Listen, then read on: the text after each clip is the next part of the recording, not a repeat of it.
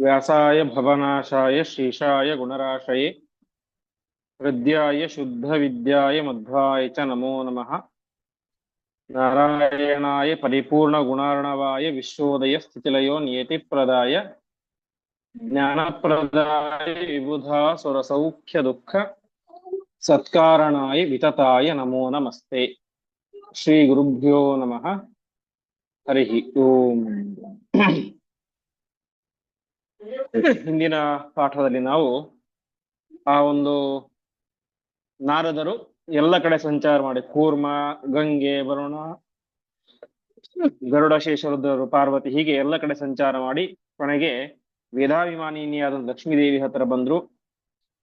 ನೀನೇ ಶ್ರೇಷ್ಠಳು ಅಂತೆಲ್ಲ ಹೇಳಿದಾಗ ಲಕ್ಷ್ಮೀದೇವಿ ಹೇಳ್ತಾರೆ, ನನಗಿಂತಲೂ ಕೂಡ ಯಜ್ಞಾಭಿಮಾನಿನಿಯಾದಂತಹ ಲಕ್ಷ್ಮೀದೇವಿ ಶ್ರೇಷ್ಠ ಅಂತ. ಹೀಗೆ ಪರಮಾತ್ಮನ ತೊಡೆಯ ಮೇಲೆ ಅರ್ಧ ನಾರೀ ರೂಪದಿಂದ ಕುಳಿತಿರುವಂತಹ ಲಕ್ಷ್ಮೀದೇವಿ ಹತ್ರ ಹೋಗಿ ಕೇಳಿದಾಗ ಅವಳು ಹೇಳ್ತಾಳೆ ಪರಮಾತ್ಮ ಶ್ರೇಷ್ಠ ಅಂತ. ಹೀಗೆ ಪರಮಾತ್ಮ ಶ್ರೇಷ್ಠ ಅಂತ ಹೇಳಿದಾಗ ಆ ಪರಮಾತ್ಮನನ್ನೇ ಆ ನಾರದರು ತ್ವಂ ಧನ್ಯ ತ್ವಂ ಆಶ್ಚರ್ಯ ಎಂಬುದಾಗಿ ಪರಮಾತ್ಮನ ಸ್ತೋತ್ರ ಮಾಡ್ತಾರೆ. ಅಂತಹ ಪರಮಾತ್ಮನೇನೆ ಇಲ್ಲಿ ಓಯ್ ಅಂತಹ ಪರಮಾತ್ಮನೇನೆ ಇಲ್ಲಿ ಕೃಷ್ಣನಾಗಿದ್ದಾನೆ, ಆ ದಕ್ಷಿಣಾದೇವಿಯೇನೆ ಈ ರುಕ್ಮಿಣಿಯಾಗಿದ್ದಾಳೆ ಅಂತ ಅಲ್ಲಿ ಇದ್ದಂತಹ ನೆರೆದಂತಹ ರಾಜ ಮಹಾರಾಜರುಗಳಿಗೆ ಕೃಷ್ಣನ ಸರ್ವೋತ್ತಮತ್ವವನ್ನ ಮತ್ತು ರುಕ್ಮಿಣೀ ದೇವಿಯ ಉಳಿದವರಿಗಿಂತ ಉತ್ತಮತ್ವವನ್ನ ನಾರದರು ತೋರಿಸಿಕೊಟ್ಟರು ಎಂಬುದಾಗಿ ಇಷ್ಟು ವಿಚಾರ ಆಗಿತ್ತು. ಇಂದು 78ನೇ ಶ್ಲೋಕದಿಂದಾಗಿ ಪ್ರಾರಂಭ. ಪ್ರತ್ಯಕ್ಷಂವೋ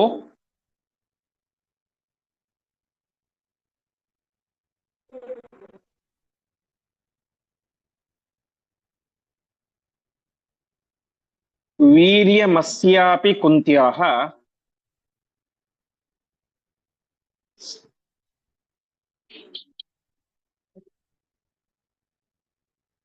ಯುದ್ಧೇರ್ಥಿತಃ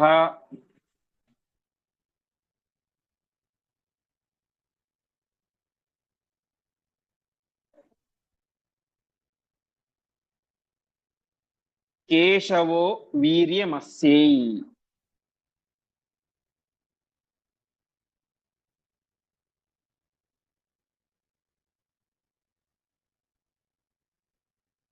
ಅದರ್ಶಯತ್ ಪಾಂಡವಾನ್.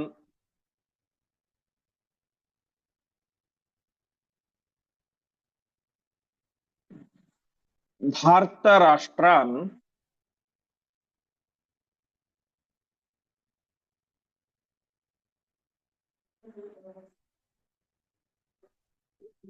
ಭೀಷ್ಮದ್ರೋಣ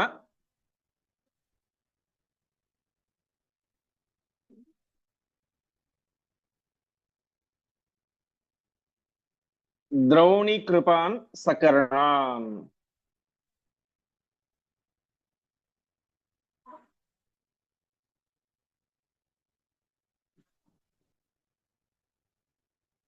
ನಿರಾಯುಧಾಂಶ್ಚಕ್ರ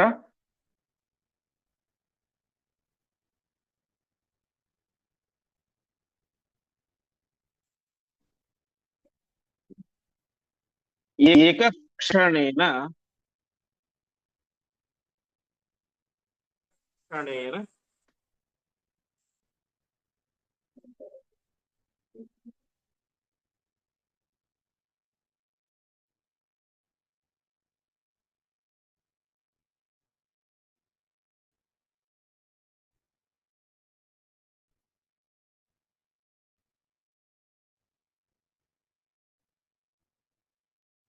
ಲೋಕಶ್ರೇಷ್ಠ ದೈವತೈರಪ್ಯಜೇಯಾನ್.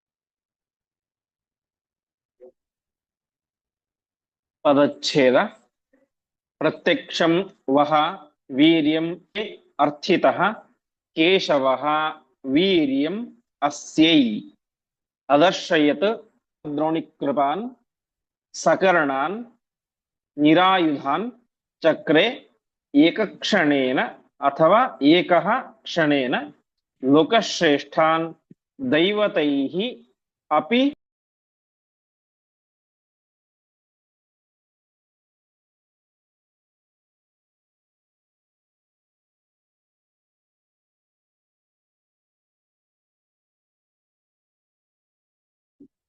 ಹೀಗೆ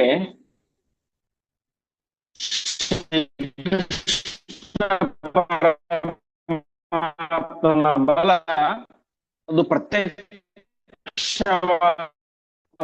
ಬಲ ಎಂಬುದಾಗಿ ನಾರದರು ಅಲ್ಲಿ ನೆರೆದಂತಹ ಎಲ್ಲ ರಾಜಮಹ ಕೇಳಿಸ್ತಿದೇನಾ? ವಾಯ್ಸ್ ಬ್ರೇಕ್ ಇಲ್ಲ, ವಾಯ್ಸ್ ಬ್ರೇಕ್ ಆಗ್ತಿದೆ ಆಚಾರ್ಯ.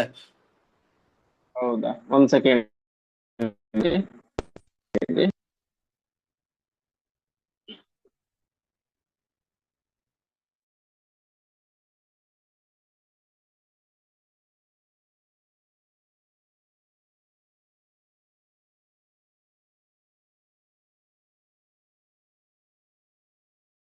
ಸಂದರ್ಭದಲ್ಲಿ ಕುಂತಿ ಏನ್ ಮಾಡಿದ್ಲು? ಯುದ್ಧೇ ಅರ್ಥಿತಃ. ಸರಿಯಾಗಿ ಕೇಳಿಸ್ತಿದನ ಇವಾಗ? ಯುದ್ಧ ಮಾಡು ಎಂಬುದಾಗಿ ಪರಮಾತ್ಮನ ಹತ್ರ ಪ್ರಾರ್ಥನೆ ಮಾಡ್ತಾ ಇದ್ದಾಳಂತೆ. ಸರಿಯಾಗಿ ಕೇಳಿಸ್ತೇನೆ ವಾಯ್ಸ್ ಇವಾಗ?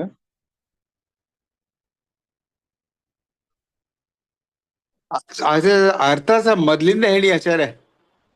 ಅದೇ ಹೇಳ್ತೀನಿ. ಇಲ್ಲಿ ನಾರದರು ಏನ್ ಮಾಡ್ತಾರೆ, ಅಲ್ಲಿ ನಡೆದಂತಹ ಎಲ್ಲ ರಾಜ ಮಹಾರಾಜರುಗಳಿಗೆ ಹೇಳ್ತಾ ಇದ್ದಾರೆ, ನೀವೆಲ್ಲರೂ ಕೂಡ ಪರಮಾತ್ಮನ ಬಲವನ್ನ ಪ್ರತ್ಯಕ್ಷವಾಗಿ ಅನೇಕ ಬಾರಿ ಕಂಡಿದ್ದೀರಿ ಅಂತ. ಯಾಕಂದ್ರೆ ಅವರೆಲ್ಲರೂ ಕೂಡ ದ್ವಾಪರಯುಗದ ರಾಜ ಮಹಾರಾಜರುಗಳು, ಜರಾಸಂಧ ಮೊದಲಾದಂತಹವರು ಅನೇಕ ಯಾರ್ಯಾರು ಇದ್ದಲ್ಲ, ಅವರೆಲ್ಲರೂ ಕೂಡ ಕೃಷ್ಣನ ಪರಾಕ್ರಮವನ್ನ ಅನೇಕ ಸಲ ಕಂಡಿದ್ದಾರೆ, ಪ್ರತ್ಯಕ್ಷವಾಗಿ ಕಂಡು ಬಿಟ್ಟಿದ್ದಾರೆ. ಹಾಗಾಗಿ ನಿಮಗೆಲ್ಲ ಪರಮಾತ್ಮನ ಬಲ ಅದು ಪ್ರತ್ಯಕ್ಷವಾಗಿ ಗೊತ್ತಿದೆ ಎಂಬುದಾಗಿ ಹೇಳ್ತಾ ಇದ್ದಾರೆ. ಆ ಸಂದರ್ಭದಲ್ಲಿ ಏನಾಯ್ತು, ಕುಂತಿದೇವಿ ಪರಮಾತ್ಮನ ಹತ್ತಿರ ಪ್ರಾರ್ಥನೆ ಮಾಡ್ತಾಳೆ ಅಂತೆ, ಕೃಷ್ಣ ನೀನು ಈಗಲೇನೆ ಯುದ್ಧದಲ್ಲಿ ನಿನ್ನ ಪರಾಕ್ರಮವನ್ನ ತೋರಿಸು ಅಂತ. ಯುದ್ಧೇ ವೀರ್ಯಂ, ನಿನ್ನ ಪರಾಕ್ರಮವನ್ನ ಇಲ್ಲಿ ತೋರಿಸು ಎಂಬುದಾಗಿ ಪ್ರಾರ್ಥನೆ ಮಾಡಿದಾಗ ತಕ್ಷಣದಲ್ಲಿ ಪರಮಾತ್ಮ ಎಲ್ಲರನ್ನು ಯುದ್ಧಕ್ಕೆ ಕರೆದ. ಬಂದಂಥವ್ರು ಯಾರು? ಪಾಂಡವರು ಬಂದರು ಅಂತೆ. ಪಾಂಡವರು ಮತ್ತು ಧಾರ್ತ ರಾಷ್ಟ್ರ ಅರ್ಥಾತ್ ಕೌರವರು, ಆಮೇಲೆ ಭೀಷ್ಮ ದ್ರೋಣ ದ್ರೋಣಿ ಕೃಪಾನ್ ಸಕರ್ಣಾನ್, ಭೀಷ್ಮಾಚಾರ್ಯರು, ದ್ರೋಣಾಚಾರ್ಯರು, ಅಶ್ವತ್ಥಾಮಾಚಾರ್ಯರು, ಕೃಪಾಚಾರ್ಯರು, ಕರ್ಣ, ಇವರೆಲ್ಲರೂ ಕೂಡ ಎಂಥವರು? ದೈವತೈರಪ್ಯಜೇಯಾನ್, ದೇವಾನುದೇವತೆಗಳು ಕೂಡ ಅವರನ್ನ ಗೆಲ್ಲಲಿಕ್ಕೆ ಸಾಧ್ಯ ಇಲ್ಲ, ಅಂತಹ ಮಹಾಪರಾಕ್ರಮಶಾಲಿಗಳು ಈ ಭೀಷ್ಮರು, ದ್ರೋಣರು. ಲೋಕಶ್ರೇಷ್ಠಾನ್, ಲೋಕದಲ್ಲಿಯೇನೆ ಅತ್ಯಂತ ಶ್ರೇಷ್ಠ ಪರಾಕ್ರಮಿಗಳು.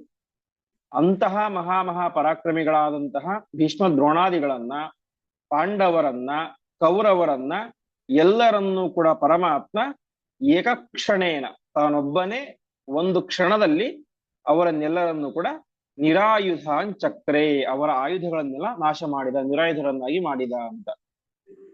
ಇಲ್ಲಿ ನಮಗೆ ಮೇಲ್ನೋಟಕ್ಕೆ ಬರುವಂತಹ ಸಂದೇಹ ಅಂದ್ರೆ ಪಾಂಡವರು ಹೇಗೆ ಯುದ್ಧ ಮಾಡಿದ್ರು ಅಂತ. ಅದಕ್ಕೆ ಇದು ಪರಮಾತ್ಮನ ಆಜ್ಞೆ. ಇದು ಏನು ಯುದ್ಧ ಅಂದ್ರೆ ಸೋಲು ಗೆಲುವಂತ ಲೆಕ್ಕ ಅಲ್ಲ, ಪರಮಾತ್ಮನ ಬಲ ಪ್ರದರ್ಶನ ಆಗಬೇಕು, ಒಂದು ರೀತಿ ಕ್ರೀಡೆ ಇದ್ದಂತೆ. ಹೇಗೆ ಒಂದು ಕ್ರಿಕೆಟ್ ಆಗ್ತಾ ಇರುತ್ತೆ, ಅಲ್ಲಿ ಅದೇನು ಯುದ್ಧ ಅಲ್ಲ, ಪರಸ್ಪರ ದ್ವೇಷದಿಂದಾಗಿ ಮಾಡ್ತಾ ಇಲ್ಲ. ಯಾರು ಗೆಲ್ಬೇಕು, ಯಾರು ಸೋಲ್ತಾರೆ ಅದನ್ನು ನಿರ್ಧಾರ ಮಾಡ್ಲಿಕ್ಕೋಸ್ಕರ ಮಾತ್ರ ಅಷ್ಟೇ.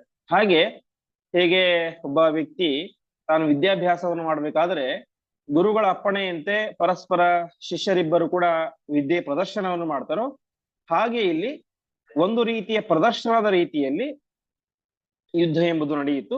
ಆ ಸಂದರ್ಭದಲ್ಲಿ ಶ್ರೀಕೃಷ್ಣ ಪರಮಾತ್ಮ ಎಲ್ಲ ಪಾಂಡವರನ್ನ, ಕೌರವರನ್ನ, ಭೀಷ್ಮರನ್ನ, ದ್ರೋಣರನ್ನ, ಪರಾಕ್ರಮಶಾಲಿಗಳಾದಂತಹ ಪ್ರತಿಯೊಬ್ಬರನ್ನು ಕೂಡ ಒಬ್ಬನೇ ಒಂದು ಕ್ಷಣದಲ್ಲಿ ನಿರಾಯುಧರನ್ನಾಗಿ ಮಾಡ್ತಾ ಇದ್ದಾನೆ. ಇದು ಯಾಕೆ? ಕುಂತಿ ದೇವಿಯ ಪ್ರಾರ್ಥನೆ. ಪರಮಾತ್ಮ ನಿನ್ನ ಪರಾಕ್ರಮವನ್ನು ಇಲ್ಲೇ ತೋರಿಸಿ ಎಂಬುದಾಗಿ ಪ್ರಾರ್ಥನೆ ಮಾಡಿದಾಗ ಸೋದರತ್ತೆಯ ಪ್ರಾರ್ಥನೆಯಂತೆ ಪರಮಾತ್ಮ ಆ ರೀತಿಯಾಗಿ ಮಾಡಿದ. ಮುಂದೆ ವ್ರತಂ ಭೀಮಸ್ಯಾಸ್ತಿ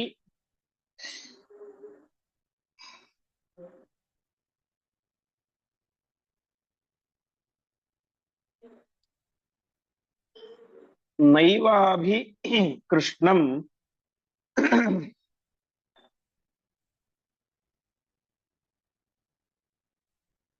ಇಯಾಮಿತಿ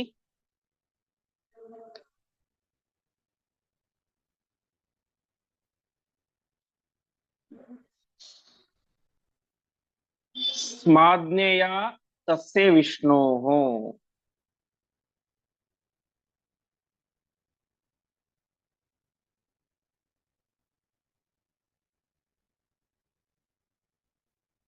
ಚಕ್ರಂ ರಥಸ್ಯ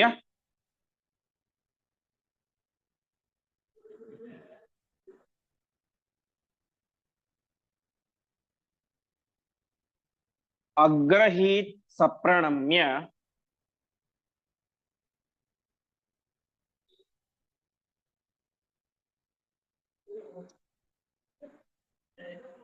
ಕೃಷ್ಣಂ ಸತಂ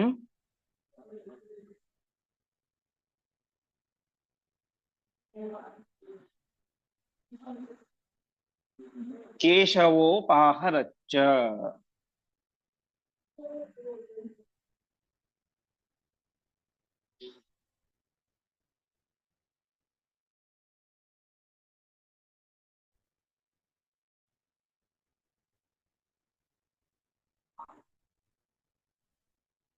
ಪರಿಚ್ಛೇದ ನ ಏವ ಅಭಿಕೃಷ್ಣಂ ಇಯಾಮಿ ಇತಿ ಸ್ಮ ಆಜ್ಞೆಯ ತಸ್ಯ ವಿಷ್ಣೋಃ ಚಕ್ರಂ ರಥಸ್ಯ ಅಗ್ರಹೀತ್ ಸಹ ಪ್ರಣಮ್ಯ ಕೃಷ್ಣಂ ಸಹ ತಂ ಕೇಶವಃ ಅಪಾಹರತ್ ಚ.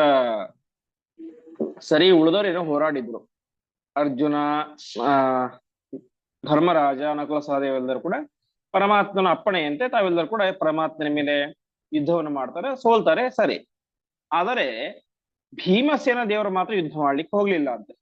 ಯಾಕೆ? ಭೀಮಸೇನ ದೇವರು ಶುದ್ಧ ರುಜುಧರ್ಮ ಪಾಲಕರು. ಅವರದೊಂದು ವ್ರತ ಇದೆ ಅಂತೆ, ನಿಯಮ ಇದೆ. ಏನು? ನಾನು ಯಾವತ್ತೂ ಕೂಡ ಅಭಿಕೃಷ್ಣಂ ಇಯಾಮಿ, ಕೃಷ್ಣನನ್ನ ಎದುರಿಸಿ ಹೋಗೋದಿಲ್ಲ, ಕೃಷ್ಣನ ಮೇಲೆ ಯುದ್ಧ ಮಾಡೋದಿಲ್ಲ ಅಂತ ಭೀಮಸೇನ ದೇವರ ಒಂದು ನಿಯಮ ಇತ್ತು, ವ್ರತ ಇತ್ತು. ಹಾಗಾಗಿ ಅವ್ರು ಹೇಳ್ತಾರೆ ನಮ್ಮ ಯುದ್ಧ ಮಾಡಲಿಕ್ಕೆ ಸಾಧ್ಯ ಇಲ್ಲ ಅಂತ. ಆದರೆ ಪರಮಾತ್ಮ ಆಜ್ಞೆ ಮಾಡ್ತಾ ಇದ್ದಾನೆ. ಪರಮಾತ್ಮ ಆಜ್ಞೆ ಮಾಡಿದ. ಹಾಗಾಗಿ ಏನ್ ಮಾಡ್ಬೇಕು? ಪರಮಾತ್ಮನಿಗೆ ಗೊತ್ತಿತ್ತು ಭೀಮಸೇನ ದೇವರ ವ್ರತ ಇದೆ, ಅವನು ಯಾವತ್ತೂ ಕೂಡ ನನ್ನ ಮೇಲೆ ಯುದ್ಧ ಮಾಡೋದಿಲ್ಲ ಅಂತ. ಹಾಗಾಗಿ ಅವನ ವ್ರತವನ್ನು ತಿಳಿದಂತಹ ಕೃಷ್ಣ ಪರಮಾತ್ಮ ಒಂದು ಆಜ್ಞೆಯನ್ನು ಮಾಡಿದ. ಏನಂತ? ನೀನು ಯುದ್ಧ ಮಾಡೋದು ಬೇಡ, ನನ್ನ ರಥದ ಚಕ್ರವನ್ನ ಗಟ್ಟಿಯಾಗಿ ಹಿಡಿದುಕೋ. ನನ್ನ ರಥದ ಚಕ್ರವನ್ನ ನೀನು ಗಟ್ಟಿಯಾಗಿ ಹಿಡಿದುಕೋ. ನಾನು ಬಿಡಿಸಿಕೊಂಡು ಮುಂದೆ ಹೋದರೆ ನಾನು ಗೆದ್ದಂತೆ, ನನಗೆ ಹೋಗ್ಲಿಕ್ಕೆ ಆಗದೆ ಹೋದ್ರೆ ನೀನು ಗೆದ್ದಂತೆ ಅಂತ ಆ ರೀತಿಯಾಗಿ ಹೇಳಿದಾಗ ಅದನ್ನು ಕೂಡ ಮಾಡ್ತಾ ಇರ್ಲಿಲ್ಲ. ಆದರೆ ಪರಮಾತ್ಮನ ಆಜ್ಞೆ ಯಾವತ್ತೂ ಕೂಡ ಧರ್ಮಶಾಸ್ತ್ರ ನಿಯಮಗಳು ನಾವು ಹಾಕಿಕೊಂಡ ನಿಯಮಗಳಿಗಿಂತ ಪರಮಾತ್ಮ ಅಲ್ಲಿ ಸಾಕ್ಷಾತ್ತಾಗಿ ನಿಂತುಕೊಂಡು ಏನನ್ನಾದ್ರೂ ಆಜ್ಞೆ ಮಾಡಿದ್ರೆ ಅದು ಅತ್ಯಂತ ಶ್ರೇಷ್ಠವಾದದ್ದು, ಅದೇ ದೊಡ್ಡ ಧರ್ಮಶಾಸ್ತ್ರ ಅಂತ. ಹಾಗಾಗಿ ಪರಮಾತ್ಮ ಅಲ್ಲಿ ಆಜ್ಞೆ ಮಾಡಿದ. ಏನಂತ? ನನ್ನ ರಥದ ಚಕ್ರವನ್ನು ಹಿಡಿದುಕೋ ಅಂತ. ಈ ರೀತಿಯಾಗಿ ಪರಮಾತ್ಮನ ಆಜ್ಞೆಯಂತೆ ಪರಮಾತ್ಮನಿಗೆ ನಮಸ್ಕಾರವನ್ನು ಮಾಡಿ ಆ ಭೀಮಸೇನ ಏನ್ ಮಾಡಿದ? ರಥಸ್ಯ ಚಕ್ರಂ ಅಗ್ರಹಿ, ರಥದ ಚಕ್ರವನ್ನು ಮಾತ್ರ ಗಟ್ಟಿಯಾಗಿ ಹಿಡಿದುಕೊಂಡ. ಸುಮ್ಮನೆ ಪರಮಾತ್ಮ ಅಂತ ಏನು ಸ್ಲೋ ಆಗಿ ನಿಧಾನ ಹಿಡ್ಕೊಳ್ಳಿಲ್ಲ. ಪರಮಾತ್ಮ ಆಜ್ಞೆ ಮಾಡಿದ್ದಾನೆ, ನಿನ್ನ ಬಲವನ್ನ ಉಪಯೋಗಿಸಿ ಹಿಡಿದುಕೋ ಅಂತ. ಹಾಗಾಗಿ ಭೀಮಸೇನದರು ತಮ್ಮ ಬಲವನ್ನ ಉಪಯೋಗಿಸಿಕೊಂಡು ಪರಮಾತ್ಮ ಕುಳಿತಂತಹ ರಥವನ್ನ ಹಿಡಿದುಕೊಂಡ್ರು, ಹೊರತು ಯುದ್ಧವನ್ನ ಸರ್ವಥಾ ಮಾಡಲಿಲ್ಲ. ಈ ರೀತಿಯಾಗಿ ಮಾಡಿದಾಗ ಪರಮಾತ್ಮ ಅನಾಯಾಸವಾಗಿ ಆ ಭೀಮಸೇನನನ್ನು ಬಿಡಿಸಿಕೊಂಡು, ಅರ್ಥಾತ್ ರಥ ಹಿಡ್ಕೊಂಡಿದ್ದಲ್ಲ ಅದನ್ನು ಬಿಡಿಸಿಕೊಂಡು ಅನಾಯಾಸವಾಗಿ ಮುಂದೆ ತೆರಳಿದ ಅಂತ. ಹೀಗೆ ಅಂದ್ರೆ ಜಗತ್ತಿನ ದೃಷ್ಟಿಗೇನು ಭೀಮಸೇನ ದೇವರಿಗೂ ಕೂಡ ಕೃಷ್ಣ ಗೆದ್ದ, ಭೀಮಸೇನ ದೇವರನ್ನು ಕೂಡ ಗೆದ್ದ ಅಂತ. ಯುದ್ಧ ಮಾಡಲಿಲ್ಲ ಅಷ್ಟೇ. ಹೀಗೆ ಭೀಮಸೇನ ದೇವರನ್ನು ಬಿಟ್ಟು ಸಮಗ್ರ ಪಾಂಡವರು, ಮಹಾ ಪರಾಕ್ರಮಶಾಲಿಗಳಂತಹ ಭೀಷ್ಮ, ದ್ರೋಣ, ಕೃಪಾ, ಕರ್ಣ ಮುಂತಾದಂತಹ ಆಗಿನ ಕಾಲದ ದೊಡ್ಡ ದೊಡ್ಡ ಪರಾಕ್ರಮಿಗಳು ಎಂಥವರವರು ದೇವಾನುದೇವತೆಗಳನ್ನು ಗೆದ್ದಂತಹ ಪರಾಕ್ರಮಶಾಲಿಗಳು. ಅಂಥವರೆಲ್ಲರನ್ನು ಕೂಡ ಪರಮಾತ್ಮ ಇಡೀ ರಾಜರ ಸಮೂಹ ನೋಡ್ತಾ ಇದೆ, ಆವಾಗಲೇನೆ ಒಬ್ಬನೇ ನಿರಾಯುಧರನ್ನಾಗಿ ಮಾಡ್ತಾ ಇದ್ದಾನೆ. ಇನ್ನು ಇಡೀ ಜಗತ್ತಿನಲ್ಲಿಯೇನೆ ಮಹಾಪರಾಕ್ರಮಶಾಲಿಯ ಎಂಬುದಾಗಿ ಪ್ರಖ್ಯಾತನಾದಂತಹ ಭೀಮಸೇನ ದೇವರ ರಥವನ್ನು ಹಿಡಿದುಕೊಂಡ್ರೆ ಅನಾಯಾಸವಾಗಿ ಆ ರಥದಿಂದಾಗಿ ಬಿಡಿಸಿಕೊಂಡು ಕೃಷ್ಣ ಮುಂದೆ ಹೋದ. ಹೀಗೆ ಈ ಭೀಷ್ಮ ದ್ರೋಣಾದಿಗಳಿಗಿಂತ, ಕೃಪಾಚಾರ್ಯರಿಗಿಂತ, ಪಾಂಡವರಿಗಿಂತ, ಕೌರವರಿಗಿಂತ, ಒಟ್ಟಿನಲ್ಲಿ ಎಲ್ಲ ರಾಜ ಮಹಾರಾಜರುಗಳಿಗಿಂತಲೂ ಕೂಡ ನಾನು ಶ್ರೇಷ್ಠ, ಸರ್ವೋತ್ತಮ ಎಂಬುದಾಗಿ ಪರಮಾತ್ಮ ಪ್ರತ್ಯಕ್ಷವಾಗಿ ಪ್ರತಿಯೊಬ್ಬರಿಗೂ ಕೂಡ ತೋರಿಸ್ತಾ ಇದ್ದಾನೆ. ಮುಂದೆ ಏವಂ ಕ್ರೀಡಂತಹ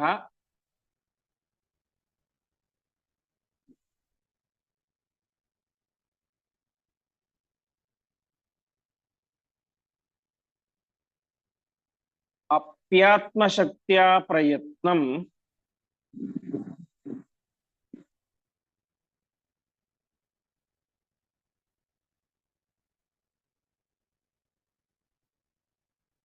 ಕುರ್ವಂತಸ್ತೆ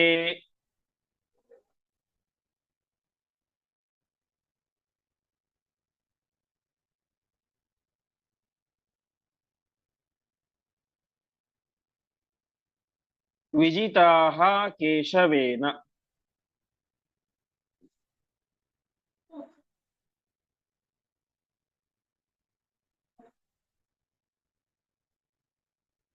ತತಃ ಸರ್ವೇ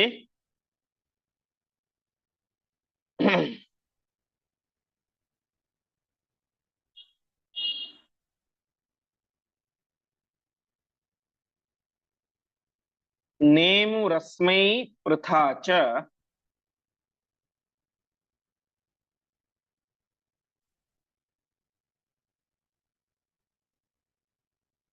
ಸವಿಸ್ಮಯ.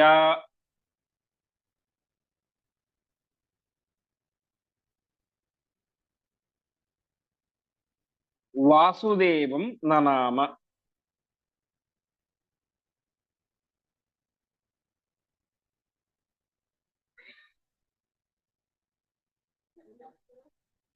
ಪದಚ್ಛೇದ.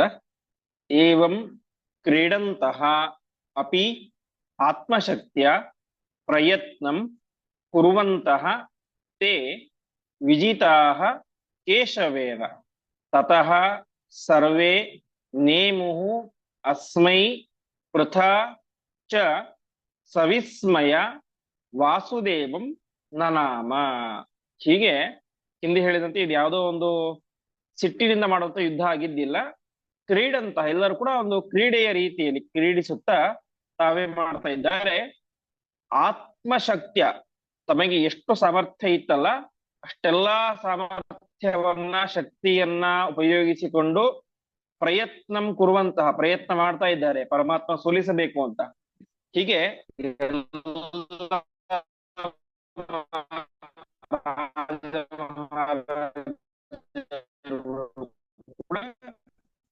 ತಮ್ಮ ಶಕ್ತಿಯನ್ನು ಪೂರ್ತಿಯಾಗಿ ಪ್ರಯೋಗ ಮಾಡಿದರೂ ಕೂಡ ಪರಮಾತ್ಮನೇ ಅವರನ್ನೆಲ್ಲರನ್ನು ಕೂಡ ಸೋಲಿಸಿದ, ಗೆದ್ದ.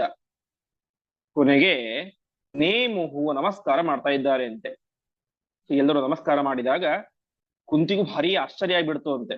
ಪರಮಾತ್ಮನ ಪರಾಕ್ರಮ ಇಷ್ಟು ಅದ್ಭುತವಾಗಿದೆಯಾ ಅಂತ ಅವಳಿಗೂ ಕೂಡ ಭಾರಿ ಆಶ್ಚರ್ಯವಾಗಿ ಅವಳು ಕೂಡ ವಾಸುದೇವಂ ನನಾಮ, ಪರಮಾತ್ಮನಿಗೆ ನಮಸ್ಕಾರವನ್ನ ಮಾಡ್ತಾ ಇದ್ದಾಳೆ. ಹೀಗೆ ಅಲ್ಲಿ ನೆರೆದಂಥವರಿಗೆ ಪರಮಾತ್ಮ ಧನ್ಯ, ಪರಮಾತ್ಮ ಆಶ್ಚರ್ಯ, ಅರ್ಥಾತ್ ಪರಮಾತ್ಮ ಸರ್ವೋತ್ತಮ, ಅವನಿಗಿಂತ ಉತ್ತಮರು ಮತ್ತೊಬ್ಬರು ಯಾರೂ ಕೂಡ ಇಲ್ಲ ಅಂತ ಕೇವಲ ನಾರದರು ಹೇಳಿದಂತಹ ಕಥೆಯ ಮೂಲಕ ಮಾತ್ರ ಅವರಿಗೆ ಅದು ಗೊತ್ತಾಗ್ಲಿಲ್ಲ.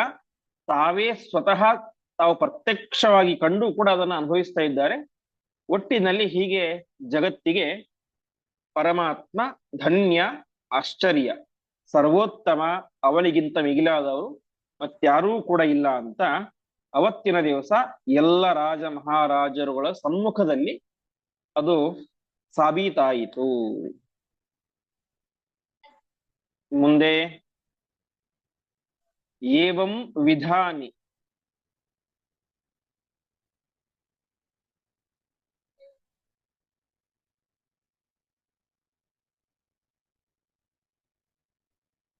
अद्भुतानीह कृष्णे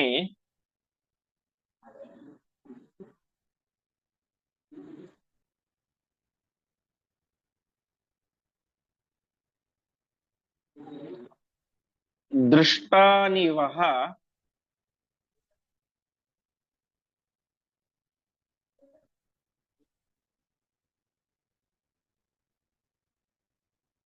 शतसाहस्रशश्च।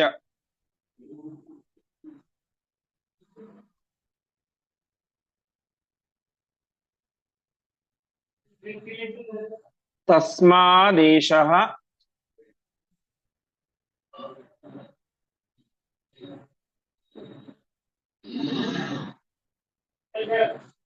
ह्यद्भुतोऽत्युत्तमश्च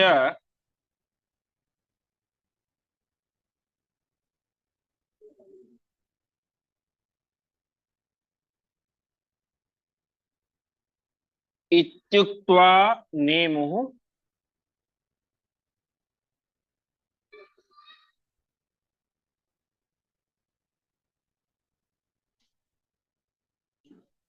तेऽखिलाः वासुदेवम्।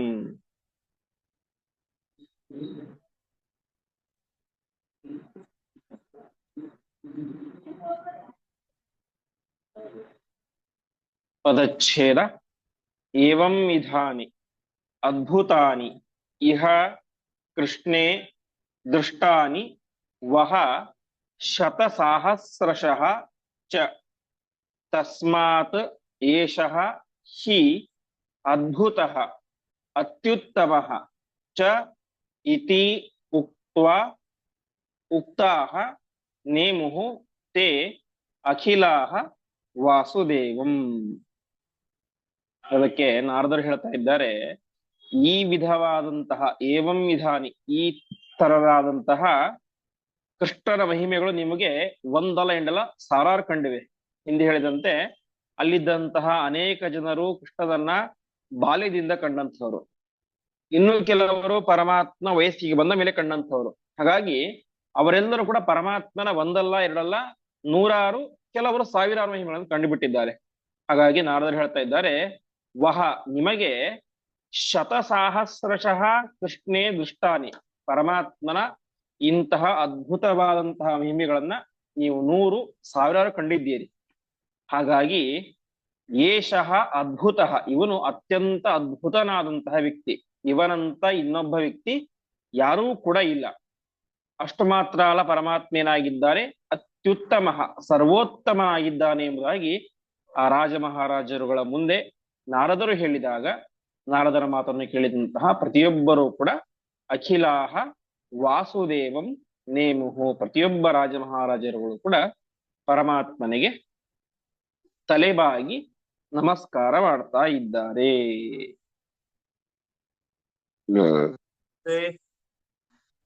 ವಾಯುವಾಜ್ಞೆಯ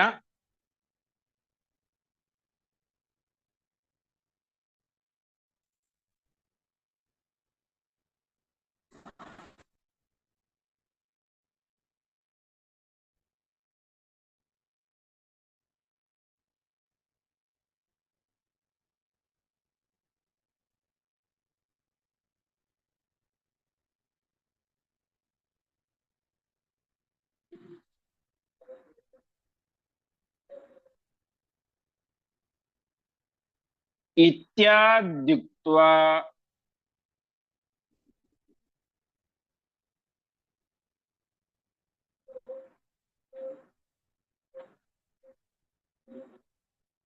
ಚ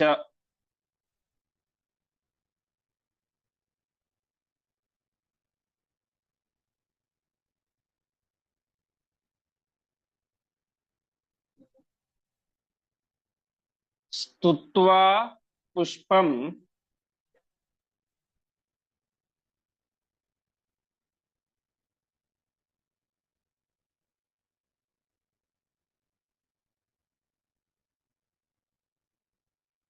ಪಾರಿಜಾತಸ್ಯ ದತ್ವಾ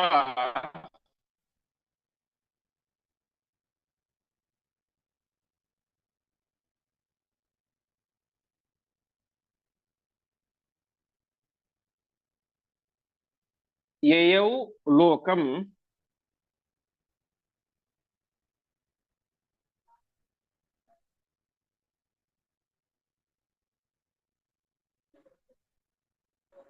ಕ್ಷಿಪ್ರಮಬ್ಜೋದ್ಭವಸ್ಯ.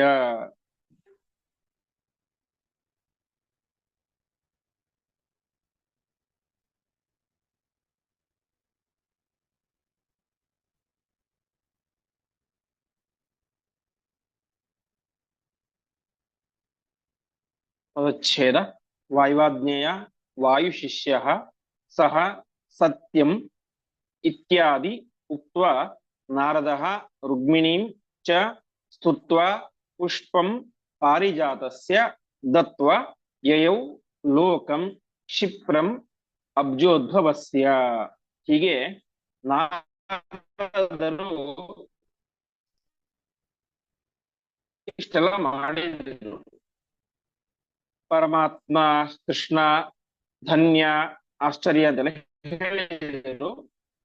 ಇದನ್ನ ಇಲ್ಲಿ ಯಾಕೆ ಬಂದು ಹೇಳಿದ್ರು ಅಂತ ಅದಕ್ಕೆ ಆಚಾರ್ಯ ಹೇಳ್ತಾ ಇದ್ದಾರೆ, ವಾಯುದೇವರು ಅವರಿಗೆ ಆಜ್ಞೆ ಮಾಡಿದ್ರು, ನಾರದರಿಗೆ ಆಜ್ಞೆ ಮಾಡಿದ್ರು. ವಾಯುದೇವರ ಶಿಷ್ಯರು ನಾರದರು. ಹಾಗಾಗಿ ವಾಯುವಾಜ್ಞೆಯ ವಾಯುಶಿಷ್ಯ, ವಾಯುದೇವರ ಆಜ್ಞೆಯಂತೆ ವಾಯುದೇವರ ಶಿಷ್ಯರಾದಂತಹ ಈ ನಾರದರು ಆ ರೈವತ ಪರ್ವತಕ್ಕೆ ಬಂದು ಎಲ್ಲ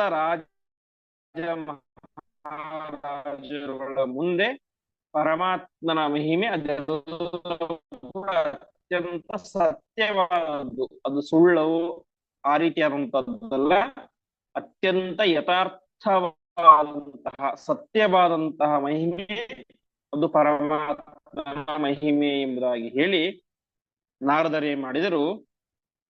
ಈ ರುಕ್ಮಿಣಿ ದೇವಿಯನ್ನು ಕೂಡ ವಿಶೇಷವಾಗಿ ಸ್ತೋತ್ರ ಮಾಡ್ತಾರೆ. ರುಕ್ಮಿಣೀಂಚ ಸ್ತುತ್ವ, ಇವಳೇ ದಕ್ಷಿಣಾದೇವಿ ಅಂತೆಲ್ಲ ಸ್ತೋತ್ರ ಮಾಡ್ತಾರೆ. ಹೀಗೆ ಆ ಪರಮಾತ್ಮನೇ ಕೃಷ್ಣ, ದಕ್ಷಿಣಾದೇವಿಯೇನೆ ರುಕ್ಮಿಣಿ ದೇವಿ ಅಂತ ವಿಶೇಷವಾಗಿ ಅಲ್ಲ, ಆ ಲಕ್ಷ್ಮೀ ದೇವಿಯ ಪುಷ್ಪಂ ದತ್ವ, ಹಾಗೆ ರುಕ್ಮಿಣಿ ದೇವಿಗೆ ಸಮರ್ಪಣೆ, ರುಕ್ಮಿಣಿ ದೇವಿಯನ್ನು ಕೂಡ ಸ್ತೋತ್ರ ಮಾಡಿ ಅವರಿಗೆ ಪಾರಿಜಾತದ ಹೂವನ್ನು ಕೂಡ ಸಮರ್ಪಣೆಯನ್ನು ಮಾಡಿ ಅವರು ತಕ್ಷಣ ಅಬ್ಜೋದ್ಭವಸ್ಯ ಲೋಕಂ ಬ್ರಹ್ಮಲೋಕಕ್ಕೆ ಕ್ಷಿಪ್ರ, ಕ್ಷಿಪ್ರ ಅಂದ್ರೆ ವೇಗವಾಗಿ, ತಕ್ಷಣದಲ್ಲಿ ಬ್ರಹ್ಮಲೋಕಕ್ಕೆ ಹೊರಟರು. ಹೀಗೆ ಅವರು ಅಲ್ಲಿಗೆ ಬಂದಿದ್ದ ಯಾತಕ್ಕೋಸ್ಕರ ವಾಯುದೇವರ ಆಜ್ಞೆಯಂತೆ ಪರಮಾತ್ಮನ ಮಹಿಮೆಯನ್ನ ಎಲ್ಲರಿಗೂ ತಿಳಿಸಬೇಕು ಅಂತ. ಹೀಗೆ ಆ ಕಾರಣಕ್ಕೋಸ್ಕರ ಬಂದಂತಹ ನಾರದರು ತಮ್ಮ ಕಾರ್ಯ ಮುಗಿದ ನಂತರ ಮತ್ತೆ ಹೋಗ್ತಾ ಇದ್ದಾರೆ.